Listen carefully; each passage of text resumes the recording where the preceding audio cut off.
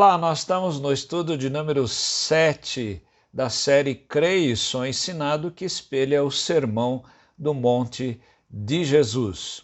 Nós vimos no estudo anterior como Jesus ensinou a lidar com a impureza que gera o adultério ou a fornicação.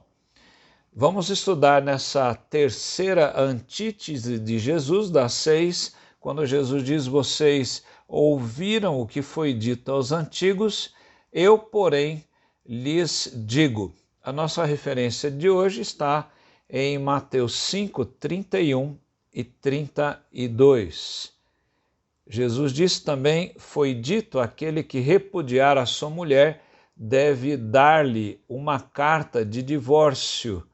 Eu, porém, lhes digo, quem repudiar a sua mulher, exceto em caso de relações sexuais ilícitas, a expõe a se tornar adúltera, e aquele que casar com a repudiada comete adultério. Antes de tudo, se você não é inscrito neste canal, faça a sua inscrição e ative o sininho para ser avisado de futuras publicações. O que é que Jesus está querendo dizer nesse texto de Mateus 5, 31 e 32, aí quando ele vai reinterpretar a lei do repúdio, como era assim conhecido? O que é que ele quer dizer com isso?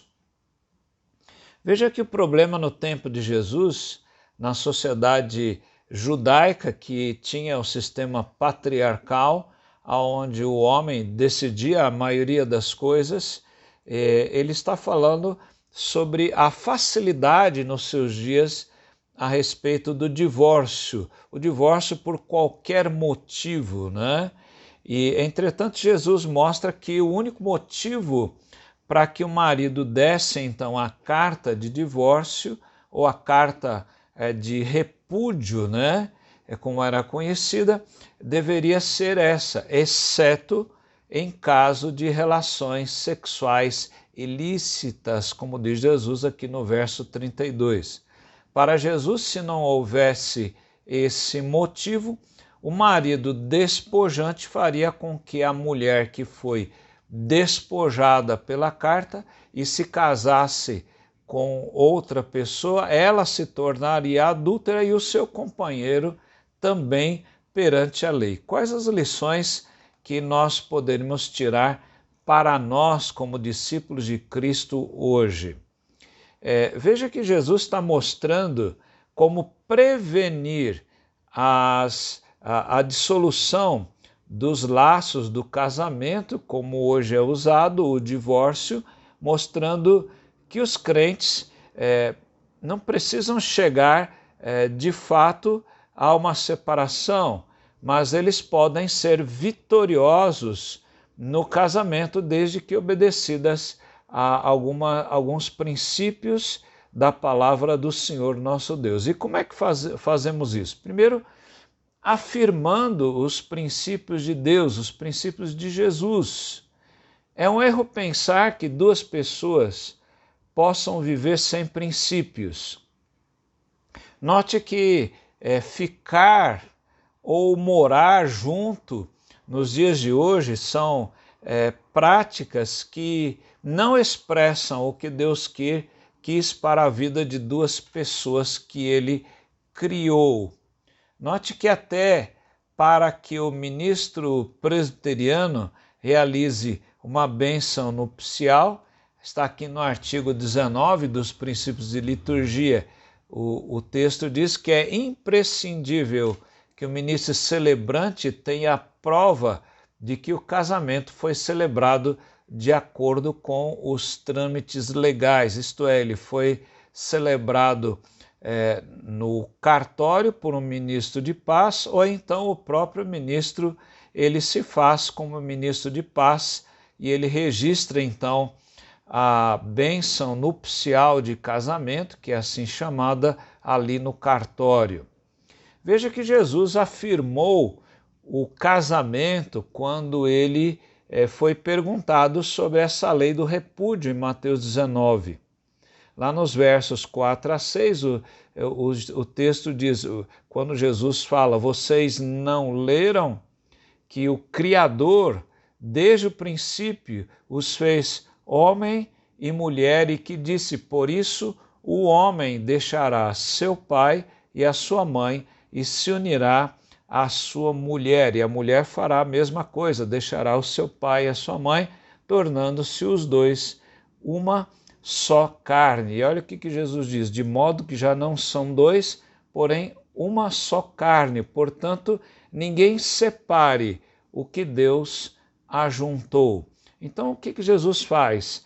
Em vez de responder às questões que os fariseus legalistas estavam impondo a Jesus naquele momento, depois dele efetuar ali na Judéia várias curas, então veja que Jesus afirma o casamento, não colocando a lei do repúdio como uma regra que deveria ser seguida, mas ao contrário, o casamento afirmado para que ele prevaleça.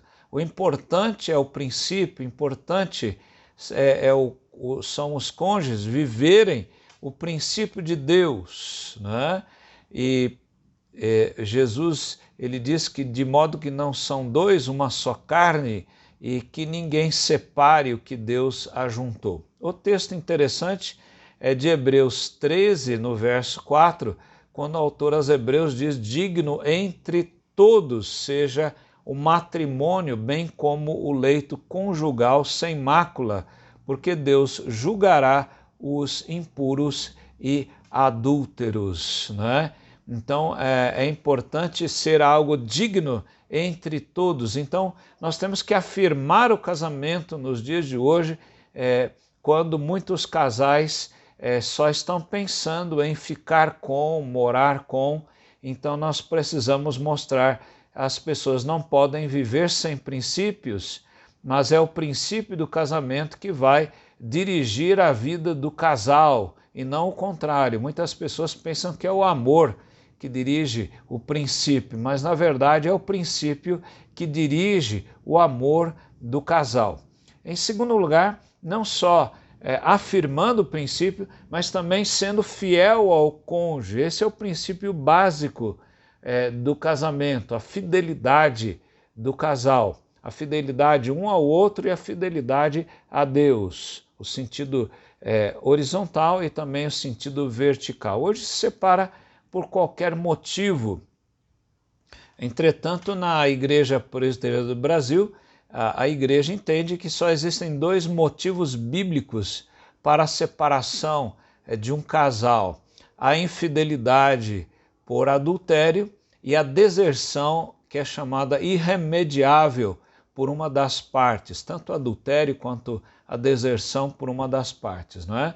Veja que em Mateus 19 ainda, versos 7 e 8, existem coisas que nós precisamos entender um pouco sobre essa questão do repúdio, ou então a separação, hoje o divórcio, né?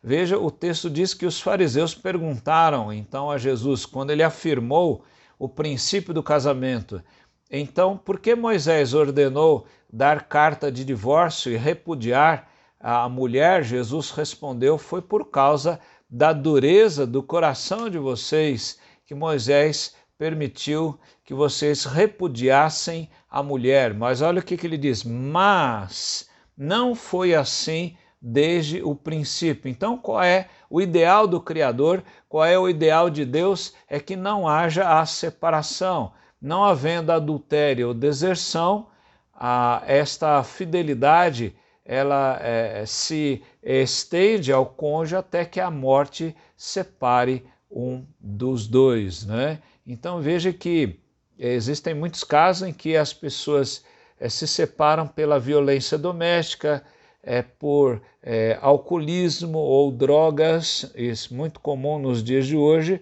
Nós temos, sem dúvida, ser misericordiosos com as pessoas que têm dificuldades, mas o princípio bíblico é exatamente o adultério ou a deserção de uma das partes, não é? Um texto importante de 1 Coríntios 7:39, Coríntios 7:39, Romanos 7, 1 e 2, quando Paulo ele diz nesses dois textos algo bastante interessante, que a mulher ela está ligada ao marido enquanto ele viver, mas se o marido morrer, ela fica livre para se casar com quem quiser, mas somente no Senhor. Então é até que a morte os separe. Romanos 7 ele diz também a mesma coisa quase. Ou vocês não sabem, irmãos, pois falo aos que conhecem a lei, que a lei tem domínio sobre a pessoa apenas enquanto ela está viva. Por exemplo, a mulher casada está ligada pela lei a seu marido enquanto ele vive, mas se o marido morrer, ela ficará livre da lei conjugal.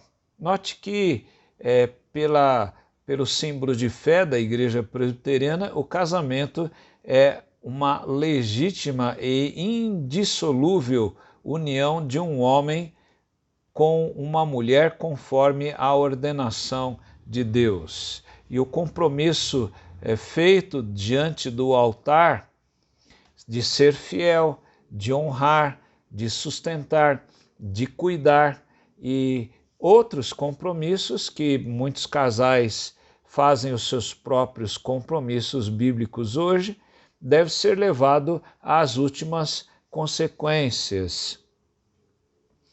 O reverendo Adão Carlos do Nascimento, num dos seus livros, ele diz que não é o amor que sustentará o seu casamento, mas doravante é o seu casamento que sustentará o seu amor. E ele tem razão nisso.